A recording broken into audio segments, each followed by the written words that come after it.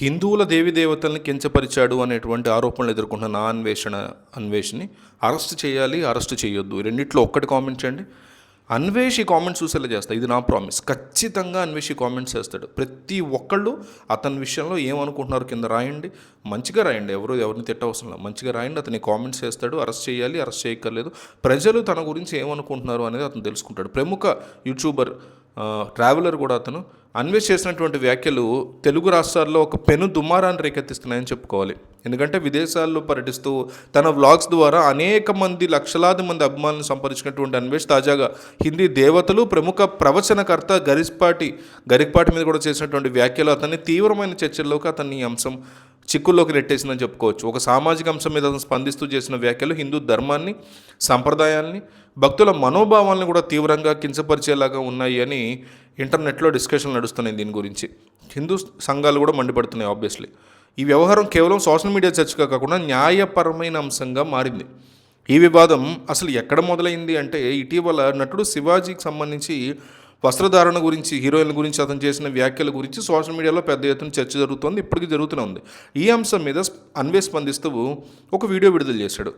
ఆ వీడియోలో శివాజీ వ్యాఖ్యల్ని తప్పుపడుతూనే అన్వేష్ అత్యంత అభ్యంతకరమైన రీతిలో హిందూ పురాణాలని, దేవి దేవతల్ని వివాదంలోకి లాగాడు అనమాట. అతను రామాయణం అలాగే మహాభారతం గురించి ప్రస్తావిస్తూ సీతమ్మ తల్లి, ద్రౌపది వీళ్ళిద్దరి గురించి అతను మాట్లాడేటువంటి భాష అత్యంత జుగుప్సాకరంగా ఉంది అని ఆగ్రహం వ్యక్తం చేస్తున్నారు. పురాణ పురుషుల వ్యక్తిత్వాన్ని కించపరుస్తూ పవిత్రమైనటువంటి పాత్రల్ని కించపరిచేలాగా అతను చేసిన వ్యాఖ్యలు సనాతన ధర్మం మీద జరిగినటువంటి దాడి అని హిందూ సంఘాలు మండిపడుతున్నాయి. అంతేకాకుండా పద్మశ్రీ అవార్డు గ్రహీత, ప్రముఖ ఆధ్యాత్మిక ప్రవచనకర్తగా ఉన్న గరికపాటి నరసింహారావు మీద ఉద్దేశించి కూడా అతను చేసినటువంటి వ్యాఖ్యలు నీచమైన పదజాలను అతను ఉపయోగించాడు. గరికపాటి వంటి గౌరవనీయమైనటువంటి పెద్దల్ని కించపరిచే హక్కు అన్వేష్కి ఎవరిచ్చారు అని చాలామంది ప్రశ్నిస్తున్నారు. కేవలం వ్యూస్ కోసం లేదా వివాదాస్పద థింగ్స్ చేసి మరి పాపులారిటీ సంపాదించుకోవాలి అని అన్వేష్ ఇట్లాంటి వ్యాఖ్యలు చేశాడు అని ఇంటర్నెట్లో ఆరోపణలు ఊపిస్తున్నారు. విదేశాల్లో ఉంటున్నాననే ధీమాతో భారతీయ సంస్కృతిని, దేవుళ్ళని అవమానిస్తే సహించేది లేదు అని హిందూ ధర్మ రక్షకులు స్ట్రాంగ్ వార్నింగ్ ఇస్తున్నారు. తన వీడియోలో అతను వాడినటువంటి భాష సభ్య సమాజం తలదించుకునేలా ఉంది అనే విమర్శలు కూడా వస్తున్నాయి అతని గురించి. ఈ వ్యవహారం మీద హిందూ సంఘాలు ఇప్పటికే పోలీసులకి ఫిర్యాదు కూడా చేశాయి.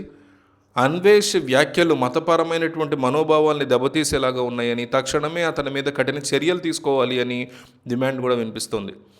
ప్రస్తుతం అన్వేష్ విదేశాల్లో ఉన్న విషయం తెలిసిందే. అయినా కానీ అతనికి భారతదేశానికి త్వరలో రప్పించి అరెస్ట్ చేయాలి అని డిమాండ్లు వినిపిస్తున్నాయి. ఇంటర్పోల్ యొక్క సహాయం తీసుకోమని తెలంగాణ అలాగే ఆంధ్రప్రదేశ్ ప్రభుత్వాలు ఈ విషయాన్ని అత్యంత సీరియస్గా కనుక తీసుకుంటే త్వరలోనే అతను అరెస్ట్ గ్యారంటీ అంటున్నారు. సో అతను అరెస్ట్ చేయాలి, అరెస్ట్ చేయొద్దు, రెండిట్లో ఒకటి కామెంట్ చేయండి.